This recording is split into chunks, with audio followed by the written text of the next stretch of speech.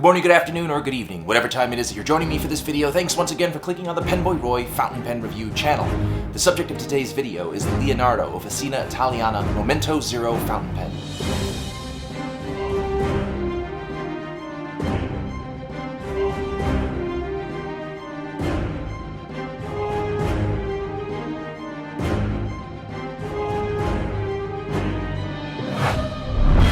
I've been over the background information on the brand Leonardo Officina Italina in the past with my Fiora review. Please check out that review if you want more detailed information on how the brand came to be.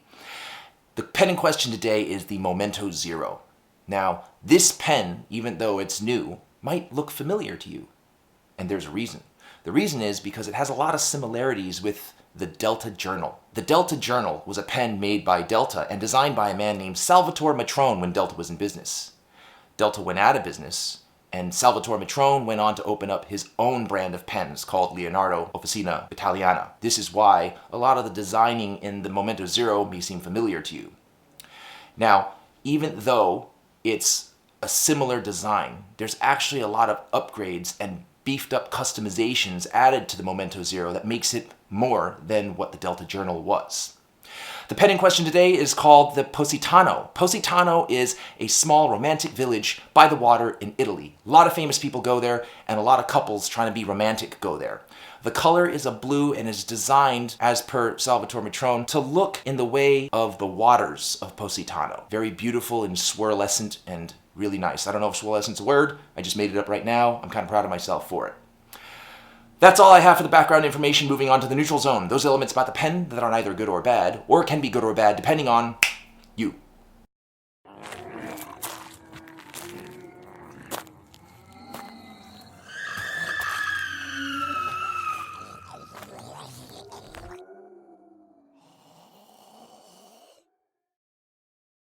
The nib is a stainless steel No. 6 size nib made by Bock. Under the breather hole, it has the brand name Leonardo Officina Italina, their wings logo, and an M to indicate that this is a medium nib. The feed is a standard single ink channel feed made by Bock. The nib and feed are friction fit into a nib unit housing that is fixed into the section and has an articulated taper. The section threads are part of the same acrylic as the section, with threads on the inside to hold the customized threaded converter. The section screws into the acrylic barrel. The barrel has threads on the outside as well, and has a chimney that follows the outer threads leading to a metal ring where the cap meets when fully capped. The metal ring is a small step that begins the body of the barrel, which has an engraving of the brand name and the pen number, as these pens are numbered, however not limited. The barrel tapers slightly to another metal ring that is actually a metal thread assembly where the blind cap screws off to reveal the butt end of the custom converter. This pen is filled either in the traditional way by unscrewing the grip or by unscrewing the blind cap and filling it as you would a piston filler. The blind cap is slightly tapered with an angled pointed end. The cap is the same acrylic with a slightly wider diameter than the barrel. The clip is a tapering tension fixed clip with a wheelbarrow style flat-sided wheel at the end of the clip to assist in clipping into pockets. The clip tension is moderately tight. The center band is two thin rings with a band of acrylic between them. The cap screws and unscrews in one full rotation.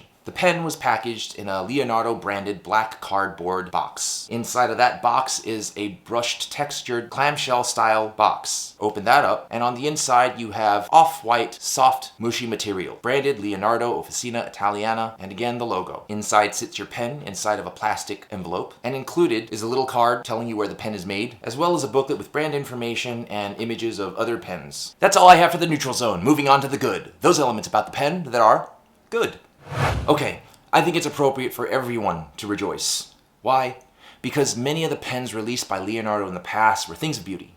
There was a caveat though. As beautiful as the pens were, there were chronic occurrences of pens with nib issues, and I'm talking hard starting, baby's bottom, over smoothing, and all the issues that make getting a new pen a kick in the balls instead of a glorious new pen day. There were many complaints, but guess what? That's right.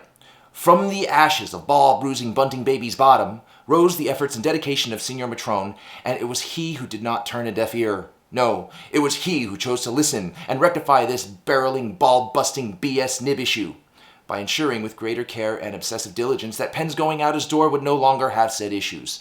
So upon writing with this pen, I am happy and relieved to report that this medium nib out of the box writes as it should, without issue. And that is a good thing. That is a very good thing. Sure, it should have been this way from the start, but hey, better now than never, right? I mean, regarding my Furora, it just really sucked having such a beautiful pen that didn't write well out of the box. Everything about the pen was beautiful except for how it wrote. So I had to put a good amount of time into getting it to write.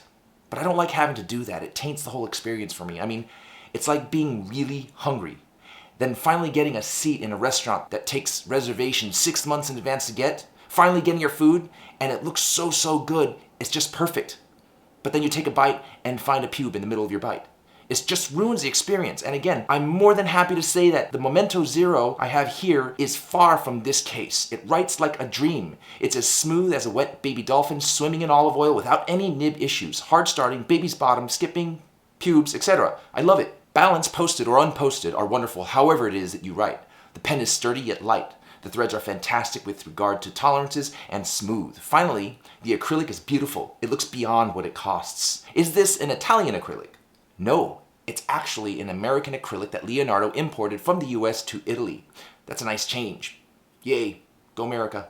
This is so pretty. It's like swirly, swirlescent paint constantly moving. Only it's not moving. It's so interesting and beautiful. It's like something pulled magically out of a painting.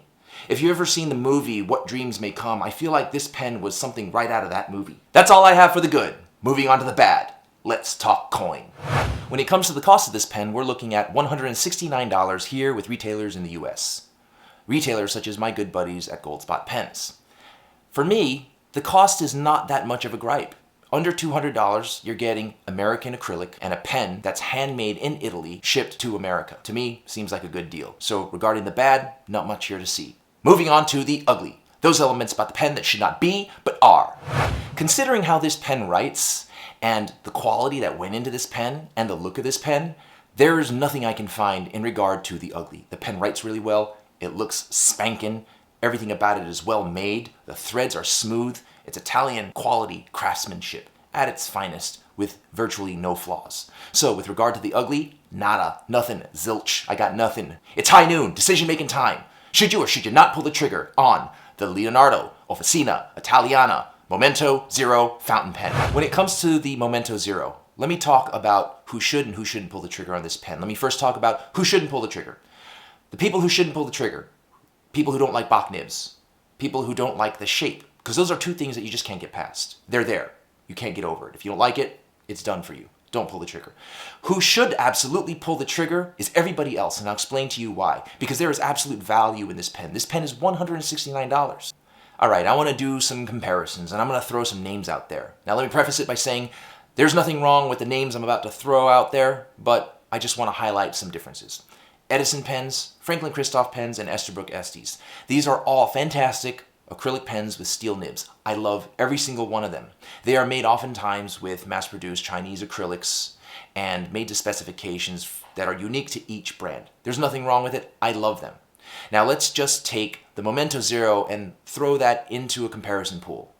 The Momento Zeros are made in Italy and they're acrylic, just like the aforementioned three brands. They have a steel nib, just like the aforementioned three brands. Now what is the major difference that adds value to the Momento Zero? The acrylics are oftentimes Italian acrylics that are unique to Italian pens or particularly selected American acrylics. Now, this is a really good thing because a lot of times you see these acrylics on Italian pens that cost a lot. And I find that the value in the Momento Zero exceeds what you're actually paying. And if you're a lover of the Edison, Franklin Christoph, or Esterbrook Estes, this pen is something that is an easy pull the trigger on. You shouldn't miss out on this pen. This pen may not be as available as the other three brands, and that's all because of Salvatore Matrone's decision not to use distribution, thereby increasing the costs. So pull the trigger on this pen. You're going to love it, especially with the quality control of the pen now, and in particular with the nib issues all being ameliorated. This pen is a solid buy. That was my review on the Leonardo Officina Italina Momento Zero fountain pen. That's a long name. I hope you guys found it helpful. Thanks again for watching. Love you guys. Be well, be safe.